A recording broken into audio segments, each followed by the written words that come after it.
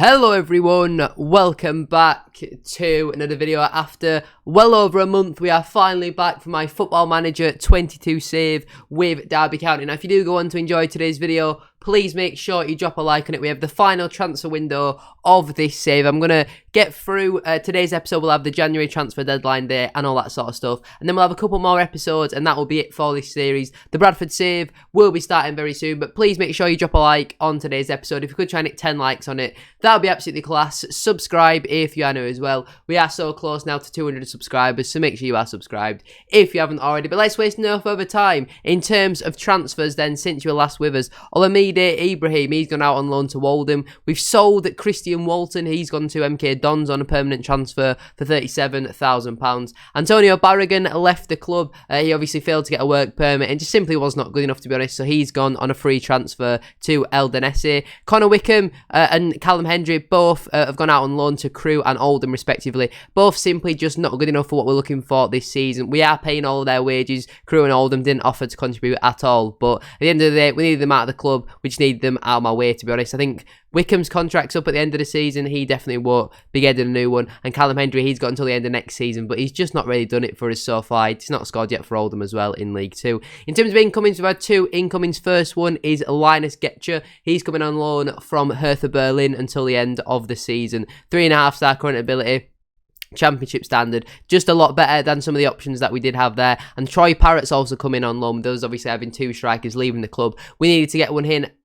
We made an offer for Joe Gelhard as well. He said no and he went to Swansea instead. He is only 3-star, which is only League 1 standard, but he's going to come in as the backup to Muniz. If we have a look at how we've done then since you were last with us, we had a 3-2 win at home to Port Vale. We actually went 2-0 down, but two late goals from Faraguia and Joswiak, then a late penalty from Sibley won us that match in extra time. We then had a 1-0 win away at Preston. Daniel Johnson scoring against his former club. A 2-1 win at home to Coventry, and then a 4-3 win at home to Reading. Went 2-0 up, then it was 2-2, then 4-2 up, and they scored quite late on. Muniz with a hat-trick is absolutely fantastic. In today's match though, we have Swansea away from home in the Championship, then we have transfer deadline day, and then we have Chelsea away from home in the 4th round of the FA Cup. So make sure you drop a like on today's episode, subscribe if you are new as well. Here you can see the squad currently now. I feel like players like Connor Wickham we should just send to the under-23 just to kind of get them out of my way. Andy Halliday as well, he's another player who will just send to the under-23s because they're just kind of in the way. There's no reason for them to be here right now. I mean,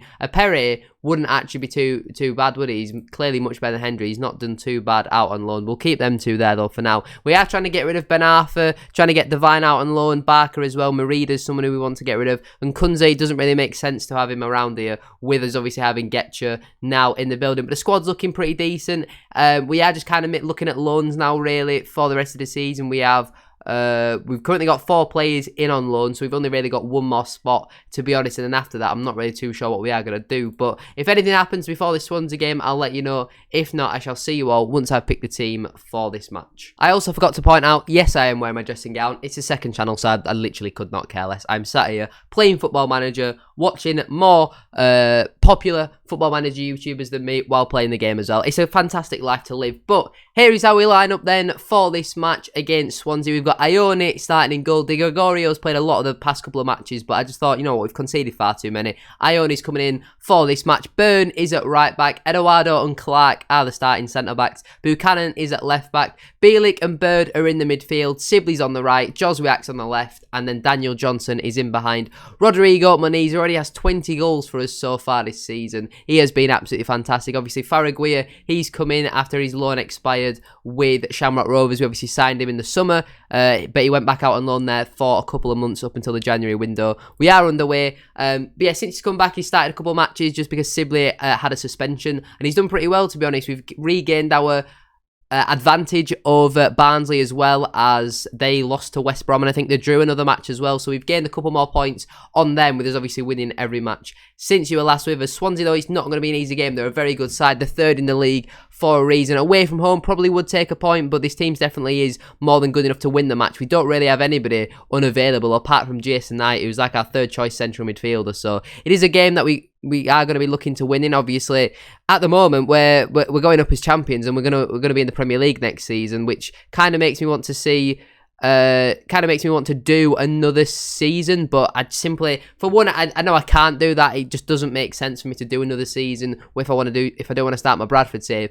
And also, this team's not really good enough for the Championship, so if we were in the Premier League, we'd get absolutely smashed every week, and it wouldn't be very enjoyable. But it's the thought that counts. We get into the Premier League, and then we retire. You know what I mean? 2 seasons going from can we avoid relegation to we're in the Premier League. I think I've done a pretty decent job, but it's far from done yet. You know what I mean? We are not in the Premier League yet. 25 minutes into this match, so not a lot has happened. Burns clipped one down the line there looking for Sibley. Bennett gets there first, and Swansea will look to play out from the back again. The goalkeeper with a really poor clearance, and he finds Burn. He goes down the line to Sibley. Ball comes into the box. Joswiak's there. He can't win it, and it's cleared. Out to Buchanan. Loads of space. He cuts inside. He's going to unleash one. Bender with a good save, though. I'm 99% sure he signed for Peterborough on loan in real life. So I don't really know why he's playing week in, week out for Swansea when he was their backup keeper. I think he actually played the first couple of games of the season for Swansea and then went out on loan. I'm pretty sure that is the guy that I am thinking about. As it stands, we are 5 points clear of Barnsley and then 10 points clear now of third place Norwich. They are level on points, though, with Swansea. But Norwich just have a far superior goal difference. Yeah, not a lot that has happened in this first half at all. Barnsley have doubled their lead against Luton. We'll tell them that we're far from pleased.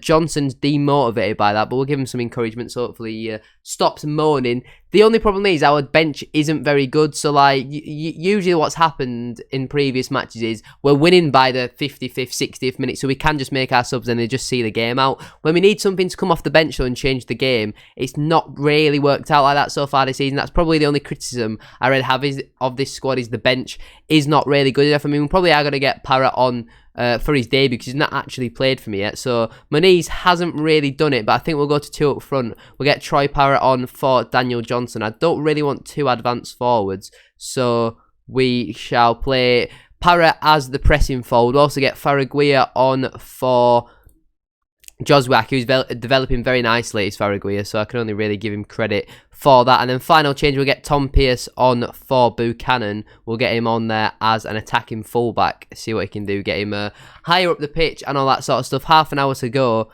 Fingers crossed we can pop up with a winner. Maybe it might be, hopefully it's like Faraguia crossing for Parrott or something like that, just to prove that I actually know what I'm doing with my signings. I mean, we tried to scout Parrott, but every time we had to end up delaying his loan about 3 times. I think he's offside. I'm not sure. Yeah, he is offside. Definitely offside. We had to delay his loan 3 times because I was waiting for his scout report to come back, and every time it come back, there was just no stats there. We submitted another offer as well for Dan Undulundalu, the guy who's out on loan at Cheltenham in real life. We submitted a loan offer for him from Southampton.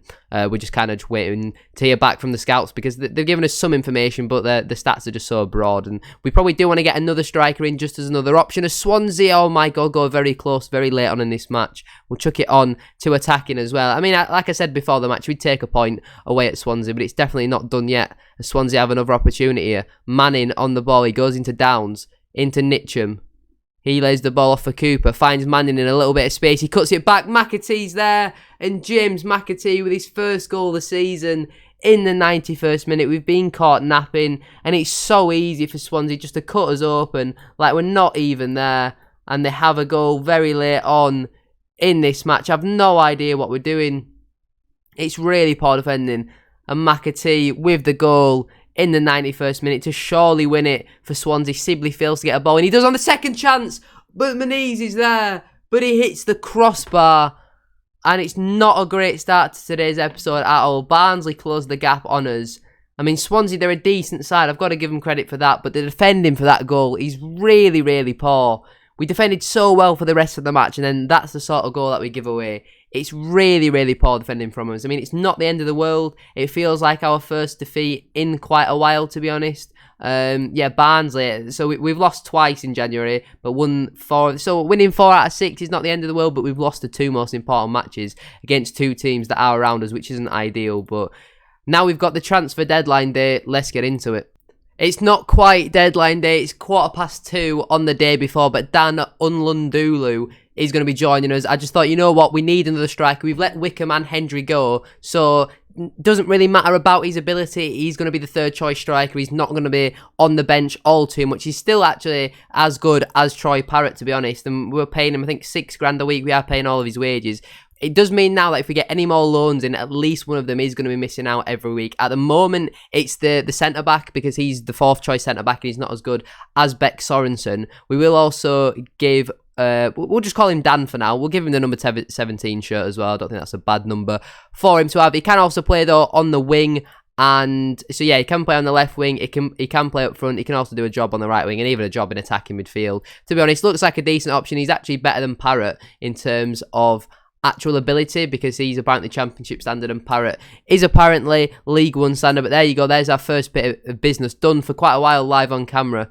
And our under 23s have been relegated. Brilliant. It's January and they've been relegated. Fantastic. A little bit of transfer news then, one that just simply hasn't worked out. Carlos Tevez is going to be leaving the club. He's going to be going back to Argentina. I believe we obviously signed him in the summer.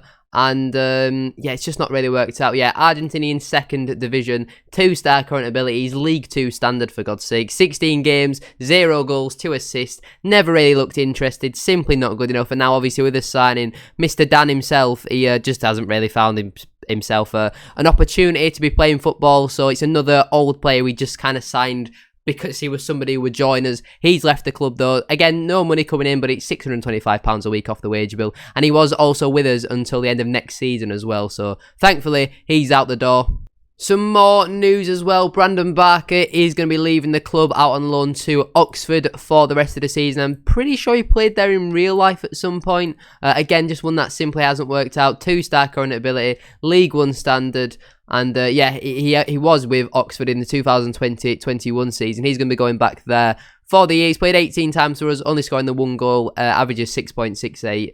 He's got quite a long contract with us until the end of next season as well, so he does need to start developing. He needs to come back and be at least 2.5-star current ability to even be with a shout. He probably will be sold in the summer transfer window, but it doesn't really mean all too much. He's unlikely to improve. So yeah, there's a little bit of confirmation. Brandon Barker has officially left the club. For the first time in a while, we have some permanent transfer business coming through then. Steven Sessegnon is a right-back. He's going to be joining from Fulham on a long-term contract until 2000 and... No, wait, that's his current contract. Anyway, we're going to be paying $725,000 up front, and then we're paying a lot more in instalments and all that stuff.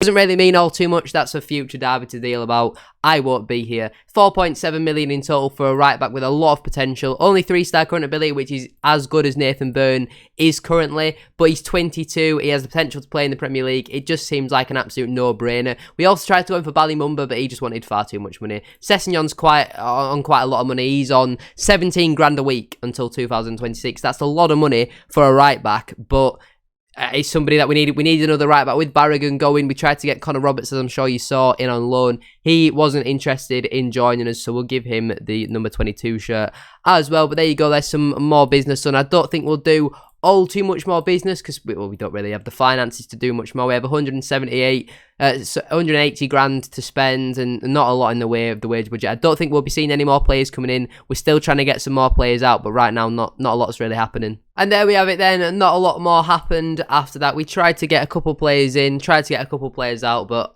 on the whole, not a lot really happened. I think on the whole, the squad is definitely a lot better. We've obviously got a lot more loans in. We now have 5 loans in total. We've got some of the worser players out of the club. Obviously, I would have liked to got rid of Merida. I'd like to got Kunze out on loan, get Devine out on loan as well. Benafa, I don't know how he's still at the club, but to be honest, but the team's looking very strong, very happy with it for the second half of the season. We now have this match though against Chelsea before we are back in league action once again. I shall see you all once I've picked a team for the match against Chelsea, but I can't see there being all too much movement because we need to go as strong as possible. Here we have it then. This is the team that I'm going to be using for this match away to Chelsea in the 4th round of the FA Cup. We've got Di Gregorio coming in and starting in goal. A back four of Sessegnon, who comes in for his debut. Eduardo, Clark and Buchanan. Bielik and Bird in the midfield. Sibley on the right. Josuek on the left. And obviously Johnson in behind. Rodrigo Muniz. On the bench though is Nlandulu and also Troy Parrott. Obviously, Getcha unfortunately misses out. He's a little bit tired as well after the last match. We've got some couple of tired players in there.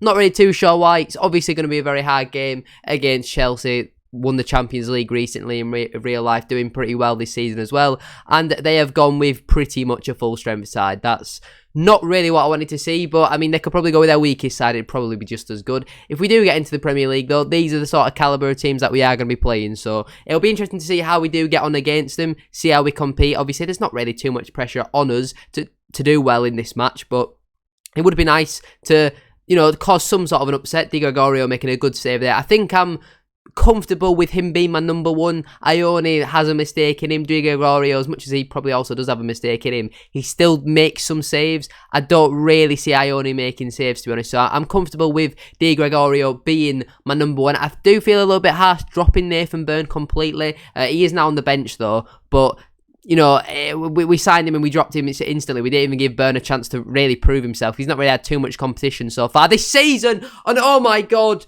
it's in there. Rodrigo Muniz with the goal. Buchanan with the ball into the box. And 6 minutes on the clock. It's Chelsea 0, Derby County 1. Thomas Tuchel, he's going to get that knock on his door. Well, he'll be knocking on bloody Abramovich's door, asking for some more money, because that is awful defending from Chelsea. Buchanan with just a little clip in, and Muniz has beaten one of Chelsea's centre-backs in the air. I think it was Demiral, he's not exactly short, he's Demiral. Muniz with a great header there, and we managed to take the lead. We've given a penalty away though. I don't know who's done what, but Michael Oliver's given a penalty. Well, it's up to Di Gregorio. Well, he's going to be given us a penalty first. It is being given as a penalty. Can Di Gregorio make himself a hero? Jorginho's not on the pitch, I don't think, so we're not going to see that little hop, skip and a jump. It is going to be Mason Mount. Oh, that's a good penalty. It's a good penalty. Into the side then. Got to give him credit for that. It's only his 5th goal of the season. But yeah, Chelsea equalised. 12 minutes on the clock. We were ahead for, what, about 7 minutes? I mean, it gave the fans something to cheer about. We'll give them some more encouragement, although I am still very happy with how things have gone so far. They're playing Hakim Ziyech as a ball-winning midfielder. I never thought I'd see the day, to be honest. They're playing without any real central midfielders. Alvarez with the corner ball in. And oh my God, he's nearly taken the net off. Merih Demiral has absolutely smashed that one in to the top corner. It's Kovacic with the assist, and this is kind of what we expected to happen. Chelsea start to dominate. It's just frustrating the way that we are conceding these goals. The first one were a penalty, the second one's a set piece where Demiral is completely unmarked in the centre of the goal. That is shocking defending from us. That is absolutely disgraceful defending. I don't know how he's allowed that much space. But Joswiak managed to nick the ball off to Reece James, and he goes past Demiral again. Joswiak into the area, cross it in. Muniz, good block though from Ben Chilwell. Good opportunity there for us, but he's a very good block. Got to give him some credit there from Ben Chilwell. Free kick for Azir though, which Matt Clark will take. Not really got much in the way of an option. He goes to Bird. Bielik on the ball now. That's a really poor ball. I don't really know what he's trying to do there. Hudson-Odoi with the interception. He plays it over the top to Alvarez, who strikes. But he's dragged that one wide. Well, that's a very good opportunity there for Tuchel's men to probably wrap the game up. And thankfully for our sake, it does go just wide. We're not really creating all too much though right now. Half-time is approaching us. We could do with maybe getting a goal back before half-time. Can we get one from this opportunity here? Buchanan, Bielik, Bird, Matt Clark on the ball. Christian Bielik gives it into Eduardo. Clark, Bird, we're working the ball very nicely, but Chelsea's press is just so relentless. Johnson looking over the top. Sibley, chest control, rounds the keeper, but he hits the post. Very good chance there from him. He just can't quite squeeze it in. It's a very tight angle.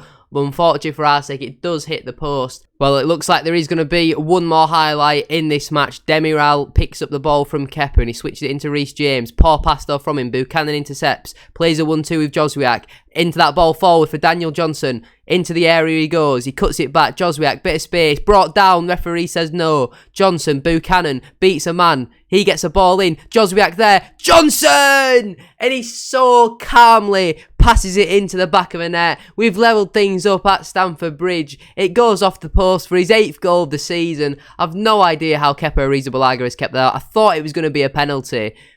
Thankfully, in the end, I'm glad it didn't get given as a penalty.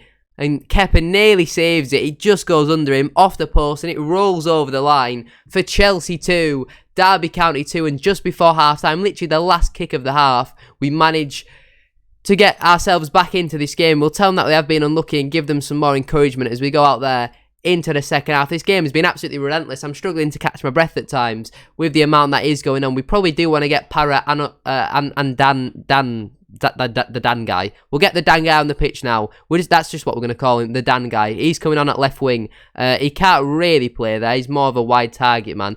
You know, he can play more of an inside forward.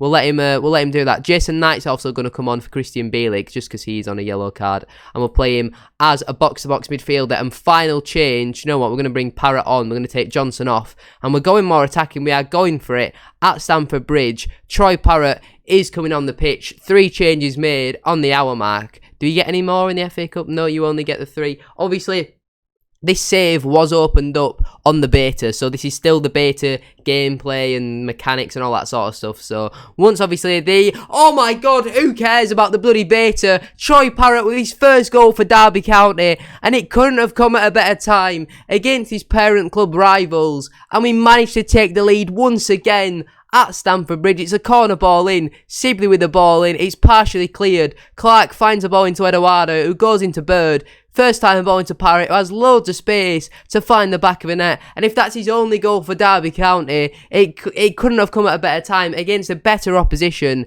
Like I said, against his parent club's rivals, Troy Parrott with the goal. And it's now Chelsea 2, Derby County 3. And we're going for more here. Kepa rolls the ball short to Christensen. It's exactly why we've gone 2 up front, to go and try and find a winner. Chelsea don't really know how to cope with us now, but a long ball out from Mason Mount has put Alvarez in on goal. He shoots. Very comfortable save though for Di Gregorio. 15 minutes left on the clock. It is squeaky bum time. Everybody start biting your nails. We're going to give him one last piece of praise, and we're just going to just try and hope that this clock runs down without any more highlights. Chelsea do have a corner though. Alvarez with the ball in. Demiral with a header. It's a very good save though from my number 1. He might be the number 27, which would suggest maybe a third choice goalkeeper, but he is my number 1. And he rolls the ball short to Eduardo. Matt Clark on the ball. He finds Max Bird, turns away from his man. He plays a long ball looking for Troy Parrott. Can't get there ahead of Chilwell though, and he goes back to Kepa. Blasts the ball forward first time. Eduardo wins the header. Jason Knight. Bird. Matt Clark looking for that long ball, but it's a really poor ball. That's just one of them where you've just got to keep the ball. He's giving it away though. Alvarez picks the ball up and he's fouled. No, he's not. Referee says no. Troy Parrott carrying it forward. Is he going to pass it? Eventually, it's a poor pass though. He's allowed Chelsea to get back into where they want it to be, but Jason Knight's there. He's offside. He's offside. If Parrott would have played that ball sooner to Unlandulu, then we might have actually had a chance of actually scoring a goal that's going to count. VAR is going to check this goal though. Has it been given? That he's onside, isn't he? VAR is checking decision. I'm not sure if it's been given or not. Yeah, he's clearly onside. He's clearly onside. It's Chelsea 2, Derby 4. We have just beaten Chelsea at well, no, it's not done yet, is it? It's not done yet. We should not celebrate yet. As a Bradford fan, seeing the away team win 4-2 at Stamford Bridge is always something I definitely can respect. It's just a thing about Bradford City or Bradford fans coming to Stamford Bridge and winning 4-2, isn't it? Unlandulu on the ball. Great carry of the ball from him. He goes back to Max Burr. We're looking for a 5th. Who cares about Chelsea getting back into this game? Unlandulu carrying it forward.